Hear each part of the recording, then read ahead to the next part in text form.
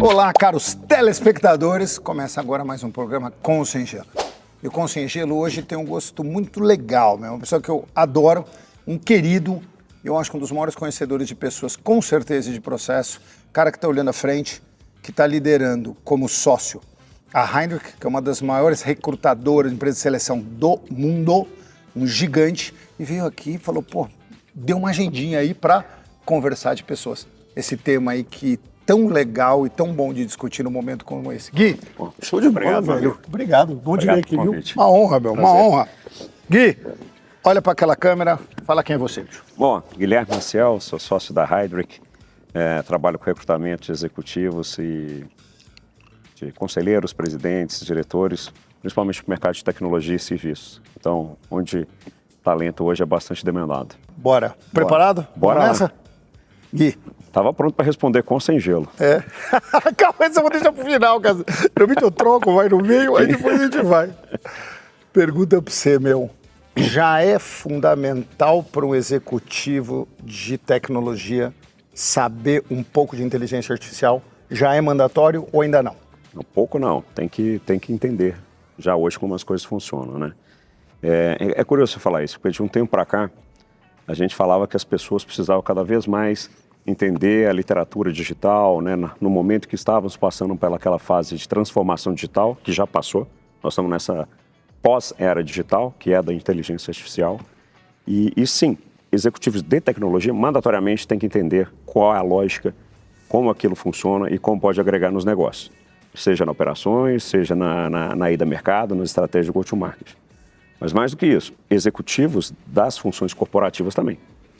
Não há como falar que um CFO hoje não usa analytics, não usa tecnologia de inteligência artificial para predizer ou prever o faturamento e tudo mais. Tem que utilizar também. Para trazer dados, para levar para uma discussão de conselho, tem que utilizar a tecnologia sim. Recursos humanos, legal, todo mundo tem que utilizar essas tecnologias de hoje. Eu concordo teoricamente. Eu tenho uma grande empresa que veio aqui, inclusive, que eu perguntei, como está a tua vida de AI? Não foi nem no bastidor, não foi nem na luz, foi no bastidor. Eu falei, como que você está usando? E ele falou assim, Luiz, eu estou assustado, porque eu quero usar, mas no momento que eu uso, é um dado público.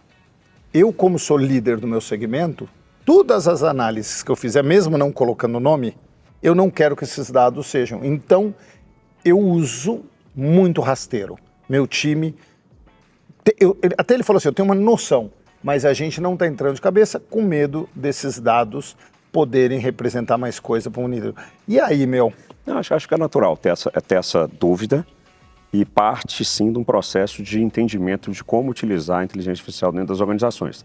Lá atrás, vamos usar tecnologias digitais, vamos levar as informações, então, para a cloud. Não, peraí, as informações ficavam aqui dentro de casa, que a gente chama on-premise. Então, se tiver lá no provedor, no Amazon, no Google, que seja, tais informações se tornariam públicas. Mas não, elas são bem reservadas e guardadas.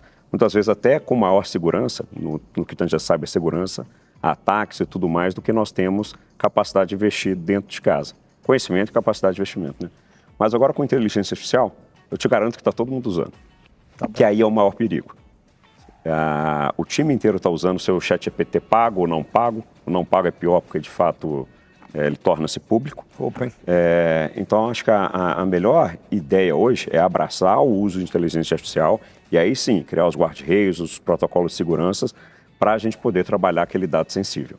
No nosso negócio, por exemplo, eu não posso jogar um dado sobre o Luiz, que foi entrevistado pela Heidrick, ou por qualquer empresa, né, do nosso setor, não poderia mandar qualquer dado sensível para a nuvem. Seria um erro grosseiro, horroroso, uma quebra de reputação e de trust com os clientes e com o mercado. Então, assim, nós hoje temos uma plataforma interna que utiliza, é como se fosse um ChatGPT, um Perplexity para dentro do nosso sistema. E lá dentro dos nossos sistemas e as nossas informações começam a trabalhar de forma mais integrada. Seja de projetos de recrutamento que eu fiz, seja de materiais para a indústria que eu mandei, seja um sócio que está lá no Japão fazendo uma apresentação, eu consigo ter acesso a isso e melhorar esse trabalho, ou trocar maiores figurinhas com ele. Então, aquele dado que é da empresa, deveria estar ali mesmo. Eu concordo com o seu colega aí, mas não utilizar a inteligência artificial com esse argumento, eu acho que só atrasa. Então, vai ter que abraçar, de alguma forma, tem que abraçar de alguma forma. E criar as condições favoráveis que dê segurança, que precisa ter segurança sim. É curioso falar isso, assim, todo mundo fala de inteligência artificial, fala assim, legal, você está mais exposto à cibersegurança. É verdade. E pouca gente gosta de falar de cyber, porque é um dinheiro que é como se estivesse pagando seguro. O maior hacker do Brasil veio no programa, tá? Veio aqui? Que legal. Então, assim, chocante. É engraçado, né? Assim, pô, vou investir em tecnologia. É muito legal para o CTO, líder de tecnologia, falar que está investindo em inteligência artificial, que está ajudando na performance da organização, que está ajudando na eficiência operacional. Mas, por outro lado, falou assim, poxa, não, mas eu gastei X milhões em cibersegurança. Nossa, que coisa horrorosa. É como se fosse um seguro, né, que nós estamos pagando, né? Você não quer usar aquilo. Mas se você precisar, é bom estar bem preparado. Então, caminha com a estratégia, sim, de absorver dados, mas não esquece de utilizar dados e de inteligência artificial, mas também cria-se uma estratégia de defesa. Essa figura do, eu não sei se já surgiu esse nome, Chief Intelligence Officer, Chief AI Officer. Existe. Já existe. Já tem muita empresa com esse cara já? Tem, é curioso até falar isso. É o Caio, né? Caio, brasileirado como Caio, mas é o Chief AI Officer. Sim, e eu entendo que essa figura... Pô, que legal. É da NET. Bom, tá animal. Um abraço para Adriano também aqui. O Chief AI Officer sim existe, e já existe no Brasil também, em algumas empresas que estão melhor estruturadas. Você perde de mim, tá? Você vai comer tudo. Obrigado, espero que o barulho não venha aqui, porque está crocando tipo microfone. Mas sim existe. E se você perguntar para mim, é a profissão do futuro? Acho que não. Eu acho que é a profissão da transição. Tal como a de CDO, Chief Digital Officer, ou algumas empresas ainda têm, né? Às vezes até acumula com a função do CTO. E é um sujeito, uma figura, uma persona aqui, vamos falar do job spec dele, né? Muito vinculado a liderar o processo de transformação, evangelização, educação daquele grupo de executivos ou da empresa e, inclusive, abraçar culturalmente essas tecnologias. Então, entendo que depois que passar esse processo, já não é mais necessário o Caio, né? Como hoje já não é necessário o CTO em algumas organizações. Então, sim, vem, ajuda, educa, trabalha, tira o melhor proveito. Quase um Chief Transformation Officer. Só que aqui orientado para uma tecnologia ou para um momento específico da empresa. Gui, no RH, o que o AI muda? Eu tenho a impressão que é uma área que ele é visceral. Eu sei que todo mundo que eu entrevisto que fala de AI não adianta, é um assunto que é cross the board. Eu cruzo todo mundo que passa aqui, tem um pedaço que toca. Todos eles odeiam falar em redução de emprego. Todos. E eu vou dar um exemplo de marketing. Eu estou usando um monte de ferramentas, umas 15 ferramentas. Bicho, o meu uso de agência de marketing, ele caiu de 10 para 2. Eu consigo fazer 10 milhões de coisas que eu fazia, que eu contratava e pagava caríssimo hoje em 20 segundos. Principalmente os filmes, aquela parte. No RH, o que muda isso aí? Olhando para empresas como um todo, né? O trabalho mais operacional repetitivo tende a ser usado por máquina. Eu vou fazer uma provocação da contrária. Tudo que é performático tende a ser usado por máquina. Performance é coisa de máquina, não é de humano. E aí, se quiser depois levar isso, como é que a gente trabalha você analisa a performance todo ano dos seus funcionários e premia aqueles que têm a melhor performance, né? Mas isso, no final do dia, é uma capacidade robótica, né? O robô pode fazer isso melhor que a gente, como a IA está fazendo em diversas atividades. Recursos humanos é engraçado. Dentro da estrutura de recursos humanos, AI agora vai substituir todas as pessoas na minha função. Eu duvido que nos próximos 10 anos. E a questão é muito simples. Ela começa normalmente a substituir as posições mais simples, mais repetitivas, mais operacionais. A gente não conseguiu nem na base ainda uberizar todas as funções. É isso aí. Então, assim, e teve uma série de empresas que captaram milhões de dólares para poder criar essas plataformas de uberização, de white collar, de blue collar, desculpa, né? Agora, as funções lá de white collar fica mais difícil ainda, porque muitas vezes não se trata mais daquela atividade, aquela competência técnica e repetitiva. O CEO não tem essa, ele acorda muitas vezes sem saber, tem a agenda planejada, mas pode acontecer milhões de coisas ao mesmo tempo que ele tem que lidar no decorrer do dia a dia. Então, eu acho que aí, como tem se exigido cada vez mais competências humanas, empatia, carisma, escuta, Escutar virou uma competência difícil hoje. Ninguém escuta mais ninguém, que é muito maluco. Escutar generosamente. Ouvi o que você falou. Normalmente a gente escuta esperando a resposta, né? Eu sou um pouco caótico nesse aspecto, eu já te falei umas 3 coisas e não sei se respondi a sua pergunta, mas Respondeu, sim. Mas eu acho que aí as demandas têm sido até... Eu estava olhando hoje mais cedo, um rapaz, um amigo nosso, postou uma imagem ali das competências de 2030, de acordo com o Fórum Econômico Mundial. E eu acho elas muito controversas, assim. Porque, sim, fala em resiliência, fala em empatia, fala uma série de competências humanas, mas aquelas que estão caindo de moda são, por exemplo, a leitura.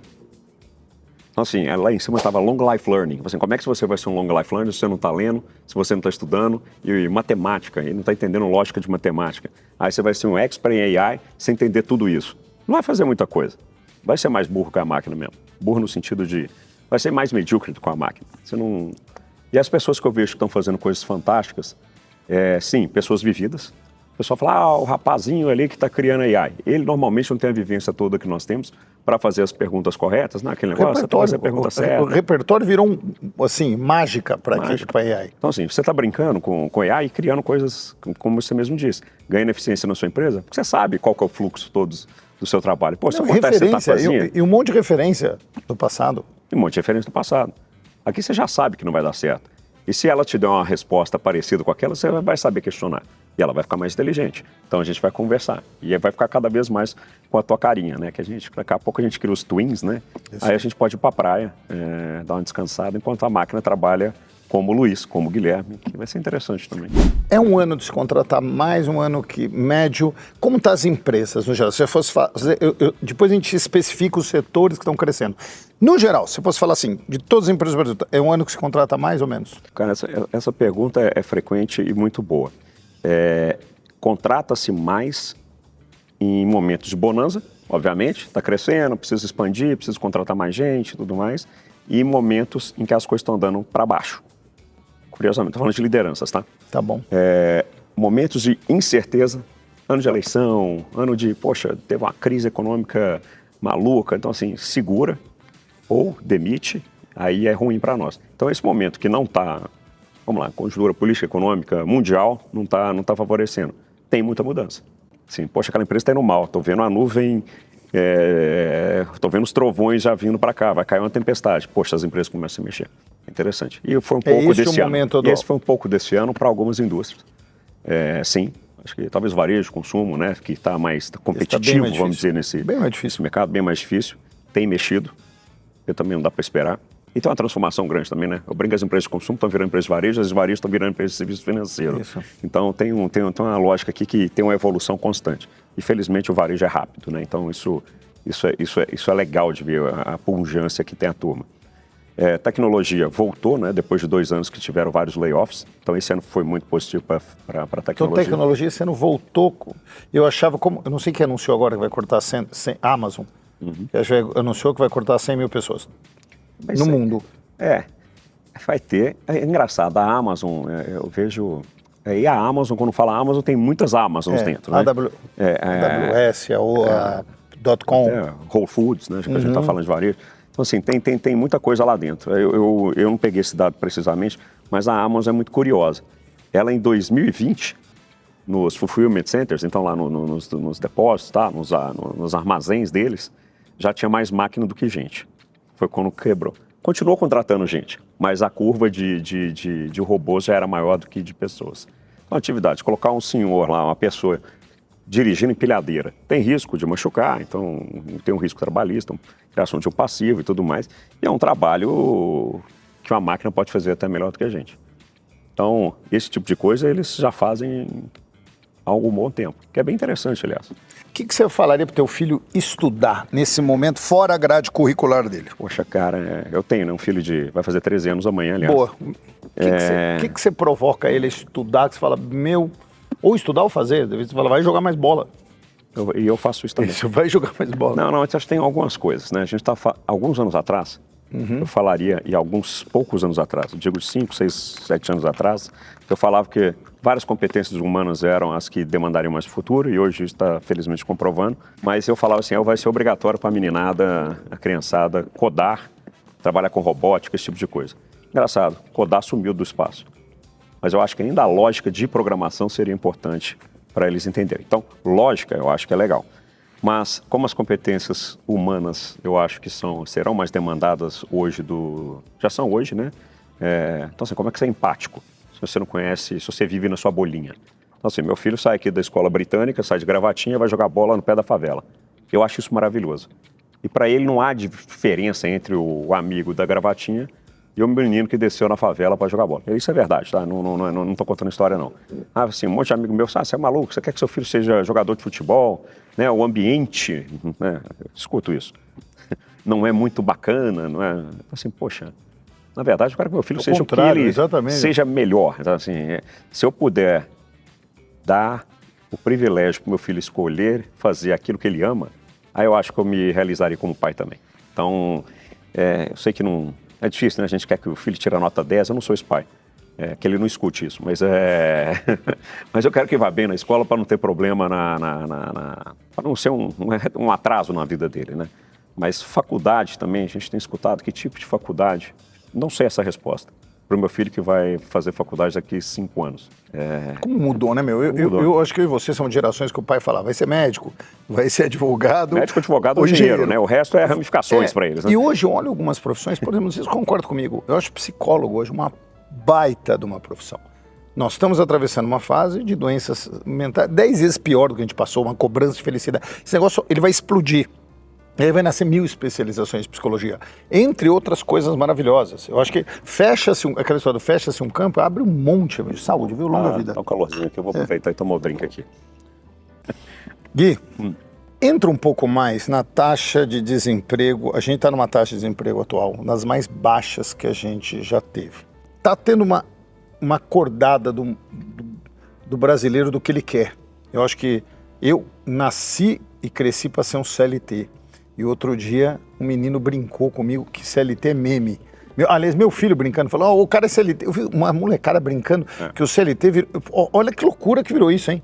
CLT virou símbolo de 8 a 5. Que a gente sabe que não é isso. É um estereótipo pejorativo feio. Esse negócio vai virar? Eu não sei, porque a legislação às vezes atrapalha mesmo, né? Então, assim, as empresas não contratarem através hoje, no formato CLT no Brasil, corre alguns riscos trabalhistas, que seja. Mas vamos lá. No mundo olhando mais vamos olhar para o dia de hoje.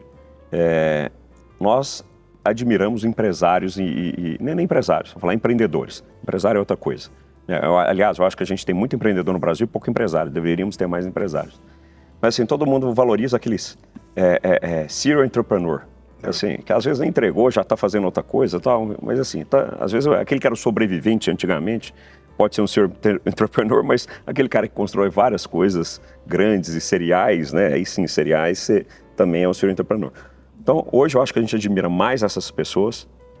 Os jovens hoje olham para Você falou de futebol? Antes a gente queria ser um jogador de futebol. Não, eu quero ser o dono da startup. Eu quero estar naquele ambiente inovador. Eu quero ser o cara descolado. É legal ser empreendedor. Então, no nível mais executivo e dos jovens caminhando, eu acho que sim, eles buscam mais empreendedorismo.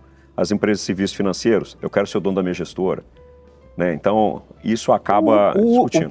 Do lado de baixo, não sei se vocês concordam, o próprio Uber e o iFood, você tem um microempresário falando, hoje eu vou administrar isso aqui, hoje eu vou usar o Uber para isso, outro dia eu vou fazer isso, outro dia eu vou cortar o cabelo. Não sei, eu tenho uma impressão que está se forçando a gente administrar melhor a gente. O processo de uberização é interessante nesse aspecto, né? Fala uberização porque é o maior, né? Mas todos os aplicativos de entregas e tudo mais tem essa coisa de vou dar mais liberdade para as pessoas. Os nossos contratos são mais liberdades. Quando fica grande demais, às vezes o contrato pesa para a ponta mais fraca, né? E o CLT, desde lá de 1927, é isso? Vem para proteger essa relação que há ainda vulnerabilidade do funcionário. Mas tudo bem. Você pergunta então para um funcionário doméstico hoje, que era aquele que sonhava em ser CLT. Nossa, registrei a carteira, né? Tem uma carteira assinada. Ele não quer mais trabalhar também. Tinha uma funcionária em casa que ela optou por trabalhar 2 vezes em casa. Outra casa, outra na outra. Só que falou assim, poxa, é caótica a vida dessa pessoa. Ela voltou depois de tantos meses, né, que poderia, voltou e ficou com a gente. Mas a vida fica caótica. Cada dia num lugar, cada dia de um jeito, cada dia um chefe. Não é para todo mundo. Não é para todo mundo. Não é para todo mundo. Também. Ser empreendedor não é para todo mundo. E está tudo certo. Está tudo certo. Eu fui CLT por bastante tempo. Foram anos maravilhosos para minha vida. Agora, Gui, Estados Unidos, você não tem esse peso, é um contrato meu e seu.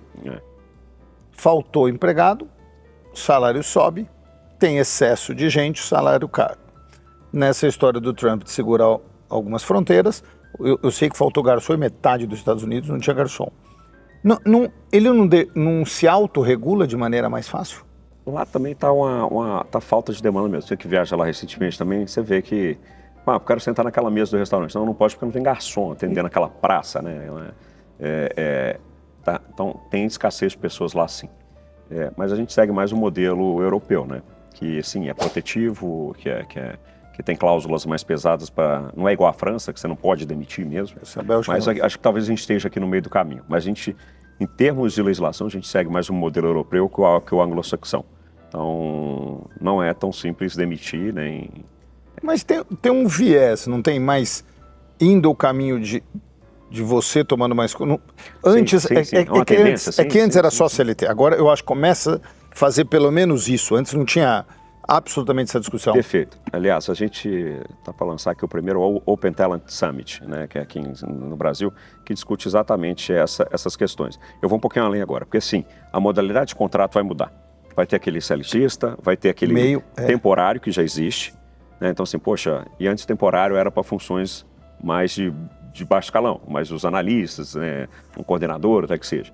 Hoje não. Hoje tem muito executivo que não quer trabalhar também full time naquela empresa. Ou às vezes ele ficou caro demais também. Então, assim, se eu trabalhar para 3 empresas aqui, com tempo dividido, eu posso até ter uma remuneração maior. Mas, de novo, há muita incerteza. Se trabalha para 3, você não tem alguém para te proteger também. Mas faz parte do jogo. Então, sim, tende a ter contratos mais flexíveis. Eu vou até além, cara. Tem um negócio que a gente estava discutindo. Que tipo de gestão que você vai ter, né? Porque na medida que é tudo mais flexível, você vai ter um funcionário temporário, você vai ter um full-time, você vai ter um profissional que vai ser um consultor, que vai passar ali de vez em quando. Então, você vai ter não vai ser o chefe mais olhando para seus subordinados, né? Você vai gerir recursos de forma diferente. Não gosto de usar o termo recurso humano, mas talvez porque agora a gente fala em recurso não só o financeiro, não só de pessoas, mas também de máquinas. Você vai ser gestor de AI também. Como é que é esse gestor de AI? Estava na discussão de avaliação de pessoas, precisamos treinar líderes de líderes. Você, mas peraí, está cada vez menos liderados. Tem muito mais máquina fazendo. Então, tem um desafio aqui também. Como é que a gente vai criar os próximos gerentes, sendo que boa parte dos analistas estão virando inteligência artificial. Então, você vai ser gestor de AI também, que é uma função nova também, a responsabilidade. Vou pegar um ramo filosófico aqui para a gente discutir, tá? Porque aconteceu com um monte de amigo meu, eu queria te ouvir como isso está te impactando. Tinha um filme chamado Sunscreen, não sei se você vai lembrar, Use Protetor Solar, sim. Que o Bial até narrava. Isso. E ele Michael Douglas, depois o Bial. E ele falava 2 frases que eu achava linda, que é assim: aos 20 anos, meus amigos não têm a mínima ideia do que querem fazer. E aos 40, as pessoas mais maravilhosas que eu ando ainda continuam sem saber o que elas querem fazer. Que hora na trajetória de um profissional, porque é uma ilusão. Eu, por exemplo, eu saí na Paulista, entreguei currículo em 22 lugares. Na época, acho que 10 me chamaram, 5 me escolheram, tinha 2 que eu já tinha uma preferência, eu acabei indo para esses 2. Então você vai falar, eu escolhi médio. Eu não escolhi, eu tinha uma ideia que eu queria ir para o mercado financeiro, mas eu fui escolhido. Hoje eu tenho essa consciência, eu fui muito mais escolhido do que eu escolhi. E é isso, você faz 20 processos de seleção, e aí você passou em um, aí você acha, não, você passou em um, aí por acaso deu sorte de ser uma Ambev, uma Unilever, uma ótima empresa, e vai ser a carreira. Aí você vai falar, o que você escolheu? Você escolheu nada. Você foi escolhido e você seguiu a carreira ali dentro. Que hora que um executivo para falar, eu sei onde eu tô e agora eu quero ir para tal lugar? Deve ter gente que não faz isso. Eu gosto muito dessa música, aliás, né? Esse filme que a letra inteira é linda, aliás. Mas, vamos lá, aquele de 40 anos que ainda não sabe o que fazer é o inconformado. É a pessoa que não se deu por vencido. Atingir a posição de gerente está ótimo aqui para mim. Aquela pessoa que quer mais. você querer fazer algo diferente, eu acho que é a coisa mais fantástica, eu acho, do lado filosófico agora, tá? Que a gente tem. É continuar sendo criativo. Vamos continuar sendo criança e sonhando em construir algo novo, diferente. Eu acho que isso a gente precisa cada vez mais. E às vezes a gente vai ficar naquela trilha, né? A gente vai ficar 30 anos na empresa. Poxa, cara, eu não conseguiria entender uma pessoa ficar 20... Eu vou ficar 10 anos nessa empresa. Estou há 10 anos agora na empresa, mas a gente construiu uma empresa, vendemos para outras pessoas, agora estamos mudando o formato societário. Então, assim, as coisas estão acontecendo e mudando. Porque na mesmice eu acho que tolhe a nossa criatividade, sabia? Acho que a gente... Até o mesmo caminho, sabe? Todo dia isso. Mas que hora que o cara toma a rédea? Quando acontece isso, quando você sente isso, que o cara toma a rédea e fala, epa, tô aqui, ou quero mudar, ou... Você sente esse cara angustiado? Porque eu senti uma crise muito grande, meus amigos, de 40 a 48, absolutamente perdidos. E às vezes eles estavam numa posição lá, ótima, excelente, dando uma conversa, mas foi aquela hora de, eu gosto de dar aula, eu gosto de fazer isso, eu quero empreender, eu quero fazer outra coisa. Você sente, existe um momento do executivo que ele fala, cansei de escolhido e vou escolher? Não vou falar de crise da meia-idade aqui não, né? Acho que ela é irmã disso, ela é irmã um pouco disso, é isso aí. Não, mas eu acho que tem um momento ali, vamos falar de pessoas bem-sucedidas. Pô, cheguei até aqui, às vezes eu fui mais do que eu imaginava que eu poderia chegar. What's next? Então é um momento também de se questionar, assim, poxa, o que eu vou fazer mais pro resto da minha vida? E querer se reinventar. Eu acho que tem pessoas que buscam isso sim. Poxa, e tem aquela pessoa assim, cara, preciso de give back, preciso fazer um trabalho voluntário, preciso fazer... Tem muitas pessoas que gostam de fazer isso também. Tem gente que se encontra com a necessidade de fazer coisas novas, diferentes mesmo. Agora, isso é um privilégio, porque normalmente você está afogado em dívida, normalmente você está com 3 filhos pagando escola particular, eventualmente, você está com uma situação que você não pode nem se dar o luxo de fazer esse questionamento, que é terrível também. Então, assim, tem... Eu acho que muita gente tem vida miserável, nesse sentido. Que não tem a ver com dinheiro, que ele se escravizou de uma forma ao redor que ele não pode dar o luxo de levantar e falar, eu gosto de... Não tem, eu gosto. Ô, Luiz, tem gente que se escraviza no título, que depois que perde o título não sabe o que fazer. Agora ninguém me liga mais. É triste. Não é legal. É um momento triste. Vou aposentar. Teve um caso uma vez que um presidente de uma consultoria grande me ligou e falou assim, precisamos construir um projeto aqui. Eu falei, de quê? De offboarding. Assim, oi? Assim, poxa, não, offboarding. Porque a gente está com um monte de sócio aqui, que consultoria grande. Vai sair. Eles tinham na época uma como é que fala? Uma aposentadoria compulsória aos 58 anos de idade. 58 anos de idade. O cara vai aposentar hoje. O cara, 58 anos de idade, hoje está correndo maratona. Tá no auge, né? Assim, e nós somos obrigados a aposentar esse cara, que está aqui desde o estágio, desde o trainee com a gente, que é o tipo de consultoria que a pessoa ia crescendo, criou relação com determinados clientes há mais de 25 anos, se a gente tem uma chance ainda de perder um cliente, e o cara não sabe o que fazer. Aliás, também alguns deles são padrinhos meus de casamento. Como é que você quebra esse vínculo? Ele falou assim, e o meu insight de criar um programa de offboarding foi justamente no dia que eu vi um padrinho meu de casamento, ele ficou a tarde inteira olhando para o nada, sabendo que aquele era o último dia dele na empresa. Ele falou assim, aquilo destroçou meu coração. O CEO falando comigo. É fogo. Então assim, tem gente que... Esse cara foi vítima do próprio sucesso, né? Porque era um sujeito bem-sucedido, tinha uma grana, estava tudo certo, mas não se preparou para esse momento. Que chega e muda e provoca. Mas aí tem um negócio, aí, já que você gosta de filosofia, as pessoas buscam muitas vezes a ficção, a utopia da felicidade, ao invés de buscar liberdade. Você que gosta de artista busca ser livre.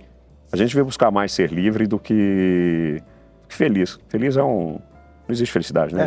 Depois a gente entra nesse assunto, mas poxa, pode ser alegre, pode ser vitorioso, pode ter sensações maravilhosas, mas crescimento vem com dor, vem com essa dor sua de poxa, eu vou empreender no auge aqui da minha carreira. Não é delicioso acordar com essa necessidade de empreender. Não, todo dia uma coisa te martelando, até você sair de casa e executar. E não para, tá? É só psicólogo, só resolve com psicólogo. Só resolve psicólogo. Não sei se eu concordo. Voltando à psicologia que você perguntou. Cardenal, sim, psicologia é a carreira do futuro. É uma das mais demandadas hoje, é difícil entrar nas faculdades de psicologia hoje. E o que você falou é verdade, você brincou aqui com um dos medicamentos aqui, mas hoje a gente, sociedade, está doente. Extremamente medicada. Precisamos remédio para ter foco, remédio para malhar, remédio para dormir, remédio para transar, remédio para fazer qualquer coisa. Então até as atividades mais humanas, sei lá, dormir. Fugindo, depois de volta para cá. Geração prateada. Chegou a hora e a vez da geração prateada? Ou como que a geração... Se está se resgatando esse cara resiliente, que tem 55 anos, era um ex-CFO, sabe pra cacete de finanças, aguentava... Como que está a inserção da geração prateada no mercado? Essas coisas são meio cíclicas, né? Para pensar alguns anos atrás, poxa, o legal era o garoto empreendedor, que todo mundo achava que tinha 25 anos de tecnologia, mas a média era bem maior do que essa, tá? A gente vê ali no Vale do Silício aqueles garotos virando bilionários muito cedo e tudo mais. Então o legal era esse entende de inovação. Vem vacas magras, o que nós precisamos? Daquelas pessoas, você lembra do OBZ? Você lembra do respeito ao dinheiro? Você lembra do lucro? Você lembra de crise? Quem gerenciou a crise? Aí volta esse perfil para moda, que está na moda agora. Tá, a geração prateada voltou, está em alta nesse momento. Você lembra aquela grande cervejaria brasileira que tinha uma cultura muito forte e que o seu grande fundador, o CEO, né, veio falar que a nossa empresa está perdida e não sabe o que está fazendo? Então, os talentos deles estão sendo valorizados agora de novo. Porque esses enfrentam Você recebe essa demanda? Quer alguém acima de 50? Quer alguém acima de 60? Você recebe esse tipo de demanda? Com a idade, a gente não busca com idade, sabia? A gente não... Não, às vezes, eu tô falando que às vezes o cara fala, eu quero isso. Sim, às vezes tem... Vamos falar de diversidade de forma mais ampla. Às vezes teve agora, uns anos mais recentes, uma busca mais por mulheres em cargos de conselho, impulsionado por uma série de questões até regulatórias e tudo mais, para trazer diversidade, mas a razão não era essa. Acho que às vezes as razões são até mal interpretadas, tá? Questão de etarismo, né? É difícil falar etarismo, ficar 50 anos, hoje é um garoto, né? Então, assim, vai lá, somos nós, né? Então, isso, né? Eu tô nessa aí. Jovens. Assim, eu acho velho que jovem, está no auge. jovens Hoje velhos. Acho que está no auge. Então, assim, não é um problema. Não é um problema. Meu pai tem 75 anos, trabalha mais do que garoto de 20. Então, assim... Pai de um sócio meu, do Ricardo Cop também, trabalha que nem louco. Mesma coisa. Tem Aliás, eu canso só de falar da agenda dele. Assim, pô, viajei pra cá, fui pra lá, fiz isso, fiz aquilo. Aí tô na fazenda agora, cuidando, não sei o quê. Assim, pô, tô cansado só de hoje ouvir. Assim, é um cara que não para. Então, não acho que o problema é mais o etarismo. Tá bom, pelo contrário, eu acho que nós vamos precisar de mais gente sênior trabalhando. É verdade. Eu também. Até pela questão da longevidade, porque eles são jovens cada vez mais velhos, é verdade, né? Até pela questão... né? Todo mundo se cuida hoje, né? O Gui, CEOs, velho. Eu atravessei algumas ondas de tipos de CEO. Eu já atravessei a onda do CEO tirano. Porra, faz essa porra aí! Já tive. Eu já atravessei a fase do CEO zen, que era gostoso do cara. A luz brilha pra lá. Tive esse CEO. Tive CEO financeiro. Eu tô com a impressão, hein? Será contigo, porque eu tô vendo a vida de empreendedor, não sei nem mais o estereótipo médio do CEO, mas eu quero o estereótipo médio do CEO. Eu tenho a impressão que hoje o CEO tem que ser um cara mais legal. Eu tenho a impressão que os CEOs que eu tenho visto hoje são mais humanos, mais conectados, querendo ser menos hierárquicos. Eu tenho essa impressão. Cruzei com 6, 7 recentes. Eu vou dar o exemplo do Milton, do Itaú. Outro dia cruzei com ele. A gente estava conversando numa exposição do Davi Pfeffer. Confesso, achei um líder, maravilhoso de conversar. O Davi também. São pessoas jovens por dentro, inquietos. Tudo bem, eu peguei dois monstros. Dois caras peguei dois monstros. Mas eu tenho uma impressão, olhando, que os CEOs hoje são, essa é a palavra mesmo, eles têm que se conectar mais. Tô errado, tô certo? Tem um estereótipo desse momento? Sim, acho que tem alguns motivos, né, que levaram tudo isso. Primeiro que os layers das organizações diminuíram. O próprio Itaú, quando o Milton chegou, ele cortou lá aquele diretor A, B, C, D, né? É todo mundo diretor. Isso, eu fiz um painel recentemente em que ele tinha acabado de falar, então eu ouvi isso da boca dele recentemente. Então, primeiro, para acabar com a vaidade e para deixar a empresa comunicar melhor sem hierarquias desnecessárias. Então, sim, aproximou mais a gestão. né? Falam lá, no máximo ter 7 níveis, 6 níveis, globalmente falando, nas empresas, né? Então teve-se uma pressão para isso, que obviamente aproximou as pessoas. Mas também tem a questão do que você comentou, seu primeiro líder tirano, que seja, já não se tolera mais pessoas que falavam dessa forma com a gente lá atrás, porque são tidas hoje como assediadores, que tem uma preocupação maior nesse sentido. Quantos líderes você já viu gritar, não sei se lembra da tua primeira ou segunda empresa, que gritava dentro do... Vai, cala a boca, você é burro. Fala, você é burro. Tinha uns... Nossa, não foi 1, 2 que eu vi do meu lado, assim, falar, você é burro. Falei, meu, como fala isso com o cara, meu? Não, isso hoje é intolerável, né? Hoje, os canais de denúncia dentro você da acha empresa... que isso, funciona. então, isso teve que modelar Melhorou, o cara de um jeito ou de outro? Eu acho que evoluiu bastante. Não é permitido mais bater na mesa, naquela coisa toda que tinha. Não é mais tolerado. Pega mal, aliás, né? Assim, e vem processos na exposição da empresa. Bom, recentemente a gente viu alguns presidentes sendo demitidos por relacionamento dentro da organização. Então, assim, essas coisas hoje são bem menos toleradas que antigamente. Essa parte eu concordo, essa de tratar alguém de maneira desrespeitosa, eu concordo 100%. Agora tem coisa que é um meio hipócrita, não é? Não tem coisa que é um pouco, você fala, eu tenho um amigo meu que recentemente não, já faz um tempo foi demitido uma dessas empresas techs americanas. Por que foi demitido? Porque ele teve 3 comportamentos dele, que são comportamentos antigos, não são novos, mas não são desrespeitosos. Tá se cobrando, o mundo tá mais babaca e aí você tem que se enquadrar nesse babaca, é isso. Acho que tem uma dúvida disso. Teve um momento de inflexão, a corda tá voltando um pouquinho para cá, mas não volta para onde era, para o mundo do tirano. Esse realmente... Esse dançou, mas eu acho que tinha que dançar mesmo. Tinha que dançar mesmo. Agora sim, teve um momento de inflexão que o pessoal fala, agora é a geração mimimi, né? Assim, eu não concordo com esse termo também, mas tem se criado tem uma geração do yes we can. Hoje, nós vemos o Obama, yes we can. Todo mundo pode qualquer coisa. Não pode qualquer coisa. Não consegue qualquer coisa. Eu não consigo ser um jogador profissional de futebol, nunca consegui. Não vou conseguir ser um músico assíduo na vida, não tenho esse talento. E tem gente que não vai conseguir ser CEO. Tá tudo bem. Agora, o mundo virar pro teu umbigo e olhar, você é uma vítima, eu acho que tem um exagero, sim, mas não é um... Que o Pondé chama de ressentidos. A era dos ressentidos. Mas é engraçado, né? Você saber que você não pode é tão bom. Mas demora pra você saber isso aí. Não demora um pouco pra você entender as limitações. Você precisa ficar adulto. Concordo, precisa saber adulto. Essa é a palavra. Antes de ser uma criança. Até você entender que você não tem essa capacidade, que você se frustra e que você não vai chegar em algumas coisas.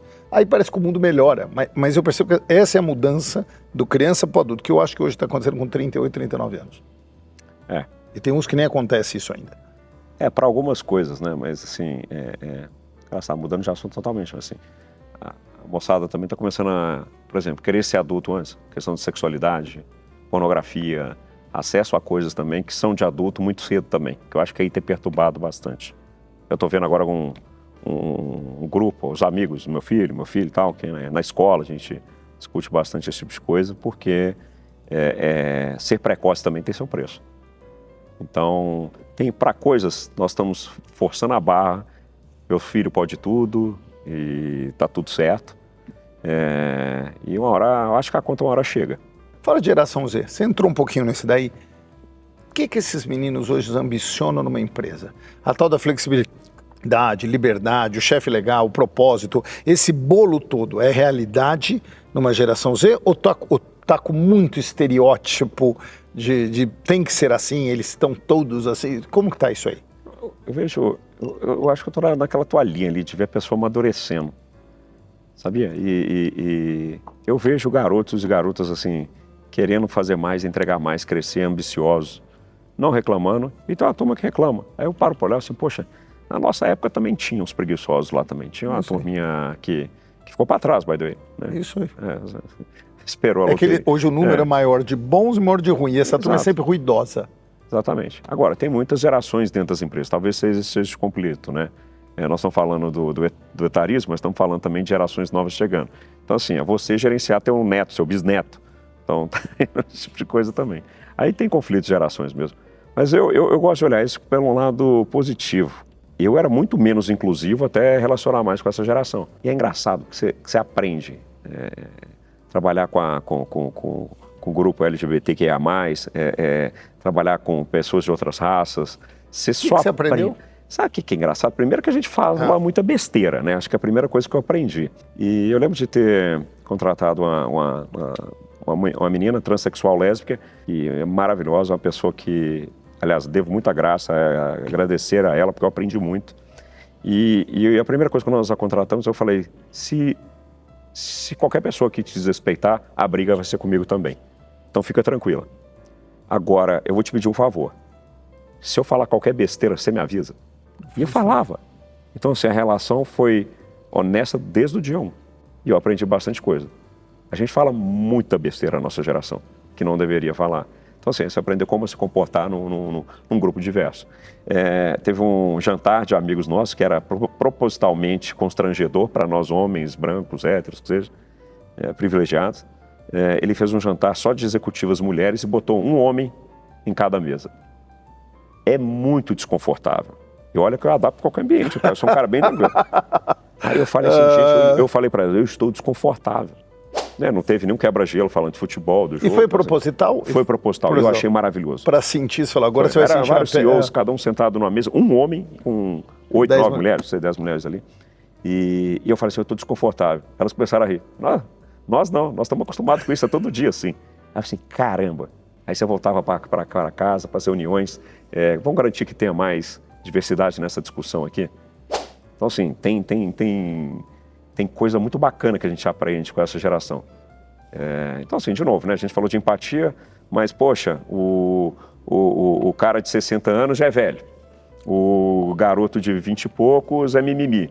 Assim, então quer dizer que a gente só consegue relacionar entre nós. Entre 3 pessoas aqui. Não vai sobrar muita gente para a gente relacionar e trabalhar juntos. Então, eu acho que e de novo, se empatia é uma competência atual, mas também projeta para o futuro, uma das competências mais importantes. O Gui, eu vou te fazer uma pergunta. Você vai querer me responder com depende, mas você não vai conseguir. Mas a minha formação jurídica vai ajudar isso, porque nunca teve uma sim ou não. Você vai ter que me dar... O que é mais difícil? Eu fico pensando nisso. Ser analista, ser gerente, ser diretor, ser VP ou ser CEO. O que é o mais difícil? Você vai falar, não, cada um tem as suas dificuldades. Não pode. Não pode. O que é o mais difícil aqui? Eu acho que sou o líder. Eu também acho. É solitário demais, meu. Teve um colega meu que assumiu a função de CEO e veio perguntar para mim, me dê alguma dica, tal, não sei o quê. Eu falei assim, vou te dar 2. A primeira é que você vai se sentir solitário. Então, assim, busca conexões dos seus pares na indústria. Em outras empresas. Porque você não vai ter todas as respostas. E aquele seu par, às vezes, almejava a sua posição também. Então, você vai ter que saber lidar com essa questão. Então, acho que aqui é o primeiro. Então, assim, conversa com seus pares, porque você está sozinho nessa função. Você vai ter que tomar decisões sem poder mostrar muita fragilidade, né? Hoje é muito bonito falar que, vamos mostrar a nossa vulnerabilidade, mas quem é vulnerável demais também toma tiro de tudo quanto é lugar. Então, assim, precisa ter firmeza, precisa justificar por que está ali, né? Então, assim, você, por algum motivo, foi colocado aqui porque você tem as competências necessárias para levar a nossa empresa daqui para lá.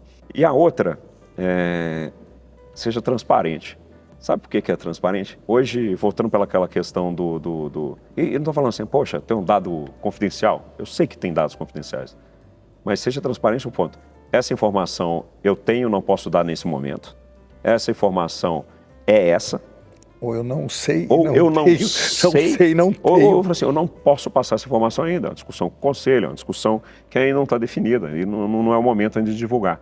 Mas isso já é transparência. Estou falando para abrir todo o diário, né? Mas é importante trazer isso. E eu digo até por causa do time também. Hoje se espera-se também, já que você falou do perfil, de alguém mais colaborativo, menos hierárquico, mais servidor, mas também mais transparente e colaborativo. Então, as pessoas querem ouvir. E alguns rituais são até bem legais, né? Que a gente vê. O seu convidado anterior comentou sobre o café com o presidente. Essa é uma atividade que já existia, mas é cada vez mais frequente. Os all hands são cada vez mais necessários para alguém falar ali em nome da empresa para todo mundo. né? Então, acho muito importante ter os rituais. Ritual é muito sagrado dentro da organização. Gui, essa vai ser legal. Lá vem.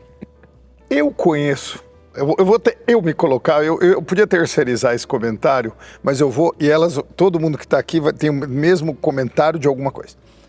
Aquela pessoa subiu sem merecer.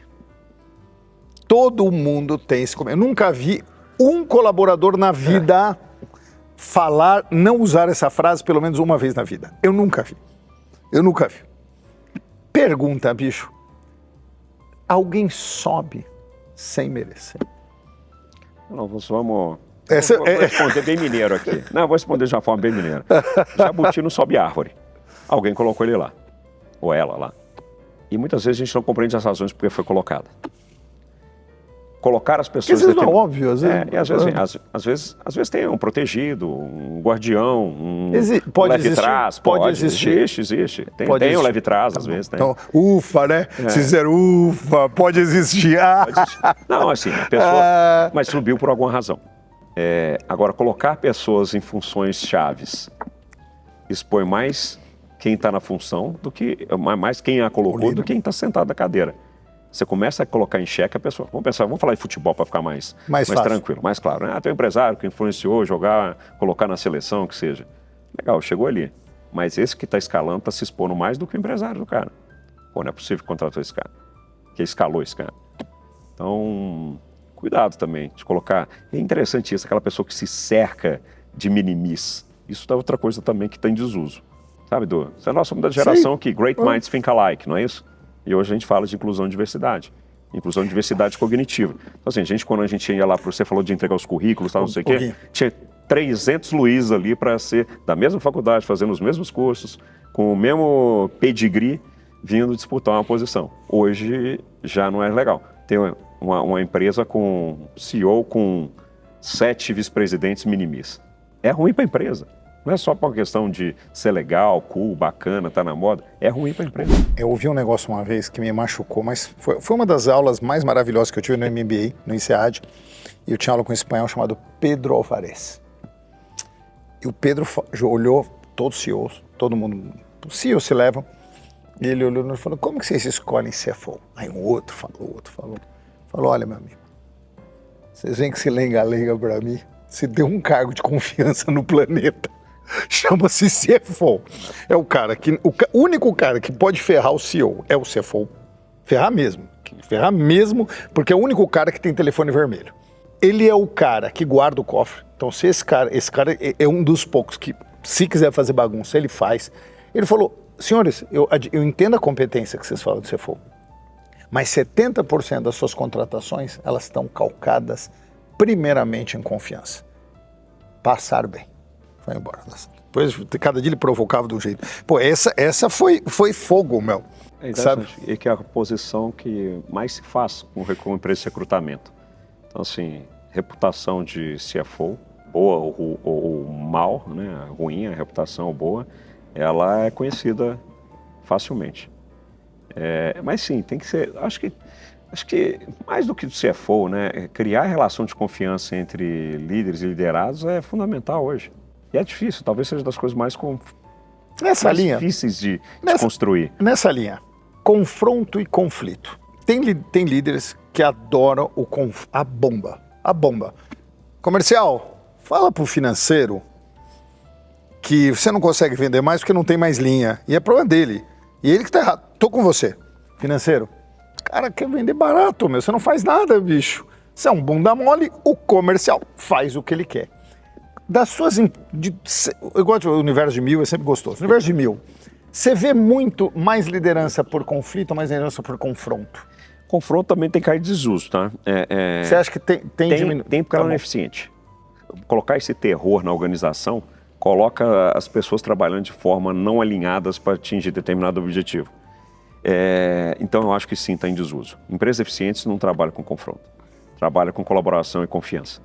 Aí, confrontar, aí eu já acho que é outra coisa. Eu adoro a provocação, por exemplo.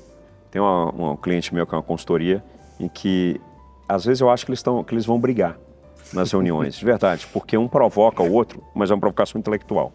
uma consultoria de estratégia. Então, assim, é muito legal ver eles trabalhando. Então, vai ser, Luiz, mas você abordou esse ponto? O cara fez uma apresentação maravilhosa. Você analisou por aquela ótica, você fez tal coisa, tal, não sei o quê. É intenso e rápido, é assertivo o negócio. Sai dali, tá todo mundo falando, pô, ficou legal pra caramba mesmo. Mas esse tipo de confronto é muito bom para você. Poxa, eu explorei todos os cenários, possibilidades possíveis.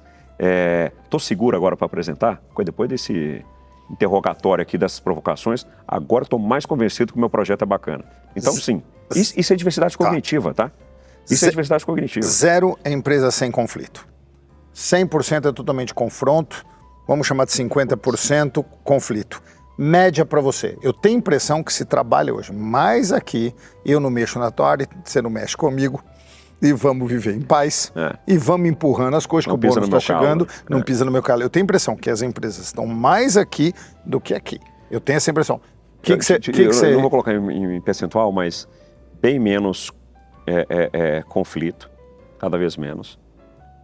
Tem gente que arruma conflito porque arruma mesmo. Porque sempre tem conflito, né? Mas assim, nós estamos falando de criar propositalmente uma cultura conflituosa. Não, aqui menos, cada vez menos, de confronto, um pouco mais, mas pouco também, e culturas acomodadas bastante. Porque eu acho que muita gente acomodada. Não, mas falou assim, poxa, é o que você falou, poxa, eu não posso falar mais dessa forma, senão a pessoa vai se sentir ofendida.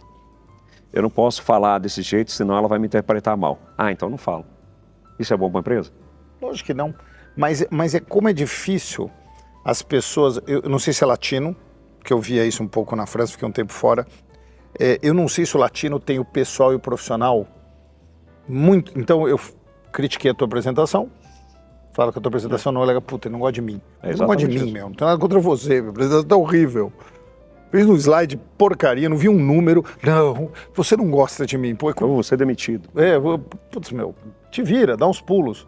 Tanto que o Jack Welch tem 1000 problemas, mas ele falava uma coisa que eu gostava muito, que demorava 7 anos para ele transformar a GE numa empresa honesta, que as pessoas podiam falar um com o outro. Ele falou, demorei 7 anos para essa empresa virar honesta. Meu, uau!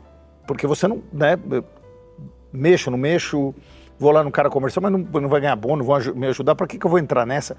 E no final, você está prejudicando todo mundo, meu. Acho que aí entra outro tema, que a gente não cabe aqui ficar falando de remuneração, mas precisamos, inclusive, criar incentivos que promovam organizações que valorizam determinadas coisas. Então, se você criar, você está falando de conflito, vamos criar incentivos para os CFOs bem diferentes ou desalinhados com o cara de operações e de vendas, cada um vai cuidar do teu negocinho. Então, assim, vai criar várias tribos dentro das organizações, não alinhadas para o, talvez, propósito do acionista ou do dono, que seja. Os incentivos têm que estar bem alinhados, eu acho. Incentivo financeiro, agora falando. Eu acho que ajuda. Ajuda a fazer todo mundo ir para o mesmo lado. Eu acho que isso molda muita coisa. E criar incentivos muito desalinhados cria desalinhamento da empresa que vai por água abaixo. E desalinhamento da organização, você não cria confiança, você cria desconfiança. Se você criar todo esse projeto de, poxa, vamos incentivar o confronto para criar ideias novas diferentes, para criar uma cultura mais inclusiva da diversidade cognitiva e mais inovadora. Legal, vai ser uma empresa mais criativa, vai pensar no futuro, vai ter tempo para pensar no futuro. Vai sair daquela coisa de defender teu silo. Então, sim, e no final das contas vai gerar uma companhia com... Gostei do termo honestidade, né? Mas vai build trust, né? Acho que o americano gosta de falar. E né? você contrata para conselho? Sim. A gente viveu ondas também. A gente viveu um CEO tirano, conselho, tô te dando satisfação de vez em quando. Tô com a impressão que a gente está hoje com o conselho tirano.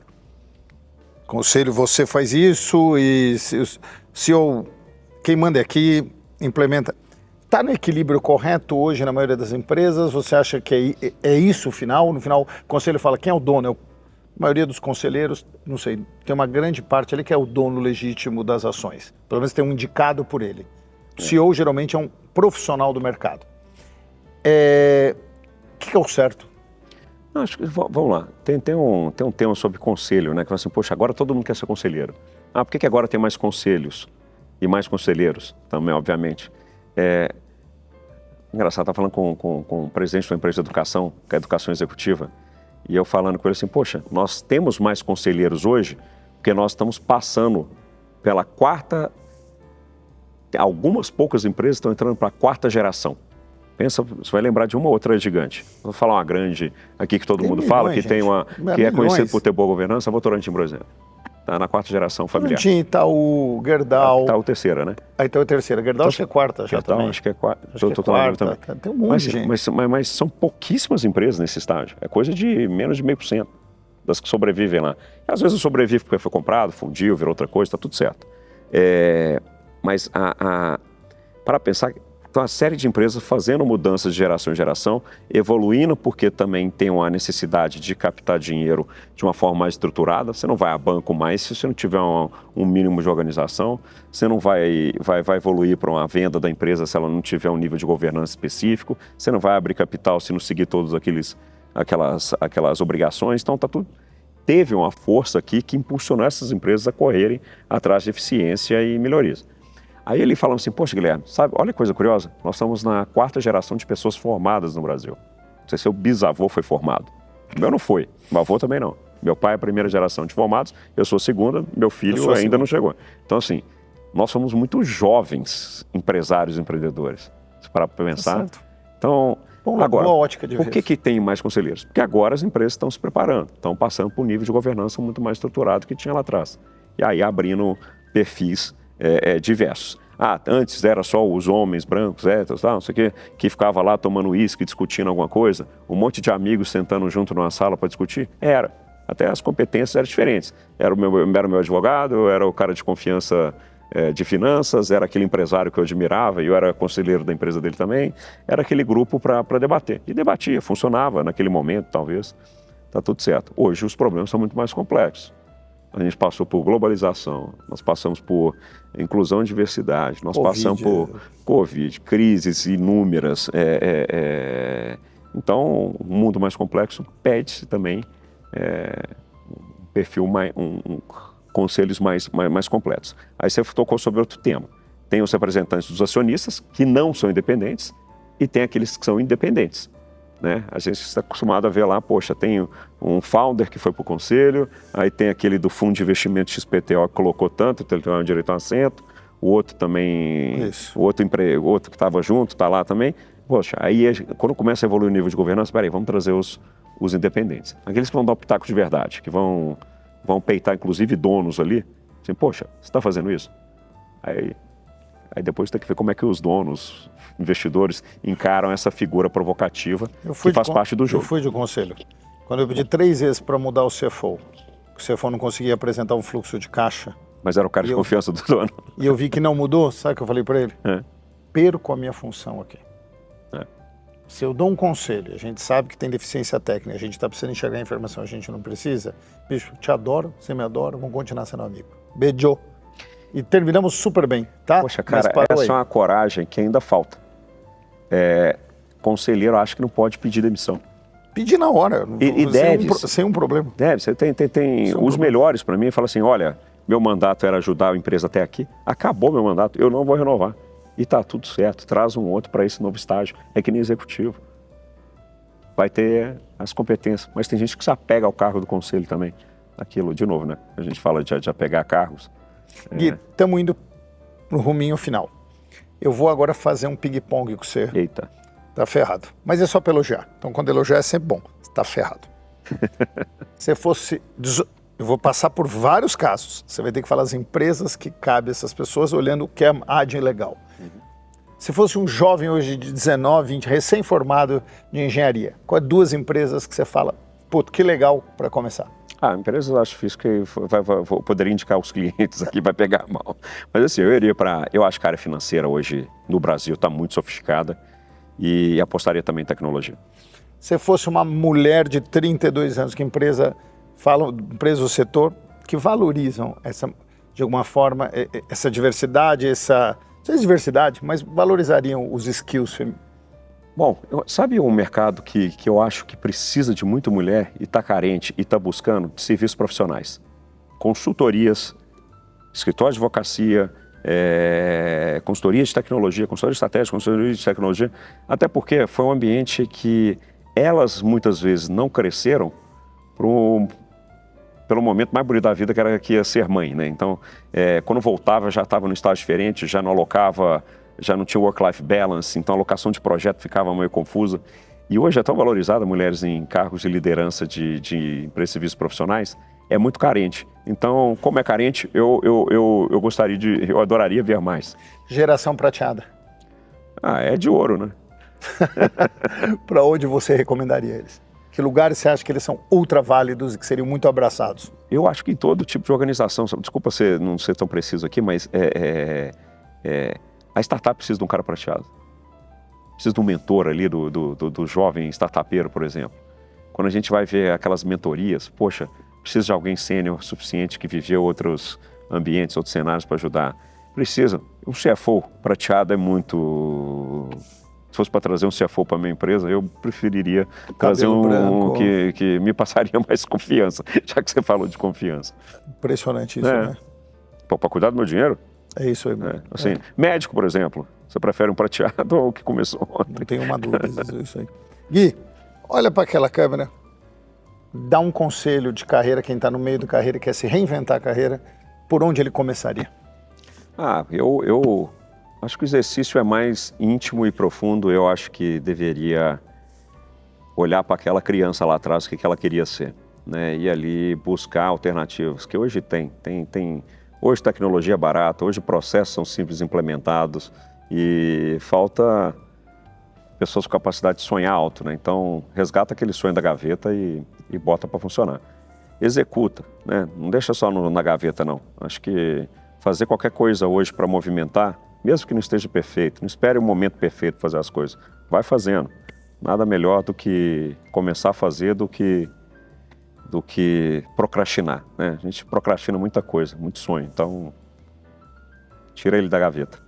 Com o Sem Gelo, está chegando pertinho do final. Acho que foi uma delícia de papo com o Guilherme. Acho que é uma aula para a gente, o cara que vive esse mercado, respira esse mercado, está aí anos e anos caminhando. Ele pediu para fazer um negócio que eu tenho que fazer, tá? Então está no final. Com ou sem gelo? Com gelo, mas esse gelão aqui. Esse gelo. Prazer, obrigado. Foi um prazer imenso, né? Esse tema de pessoas, eu acho que é o tema mais... Eu não sei se você concorda comigo, Gui. Todo mundo que você pergunta, gente essencial. Eu acho isso, em 70% dos discursos, apenas um discurso. Eu acho que pouca gente tem esse carinho, essa preocupação genuína de olhar, de sorrir, o que está acontecendo, entender realmente as raízes. Espero que com essa evolução, né, que eu estou contigo, de carisma, de empatia, de resiliência, que isso se alastre para ficar cada vez mais genuíno. E quando fala preocupo com gente, realmente seja, pô, que bom que eu tenho os melhores aqui, né? Acho que é isso mesmo. A gente tem que, de novo, precisamos ser mais humanos, né? Então, cuidar da relação. A gente não sabe o que a pessoa está vivendo do outro lado. Todo mundo teve algum desafio, talvez hoje de manhã, para estar aqui. Então, eu acho que tem que ser empático mesmo. Acho que, eu estava te comentando lá trabalhar com pessoas diversas, cara, me fez uma pessoa muito melhor. Escuta generosamente as pessoas, que as coisas caminham bem melhor. Escuta, acho que essa é a dica de hoje. Escuta de coração aberto. Com o Sem Gelo termina aqui, ouvido aberto. Aproveita para escutar esse programa lindo e rabiscar as coisas que você tem. Guilherme é um cara super acessível. Se quiser falar na Heinrich, quer deixar teu Instagram? gmaciel10. Vale a pena conversar, sempre tem coisa boa, o Gui sempre inspira a gente. Um beijo a vocês, uma excelente semana.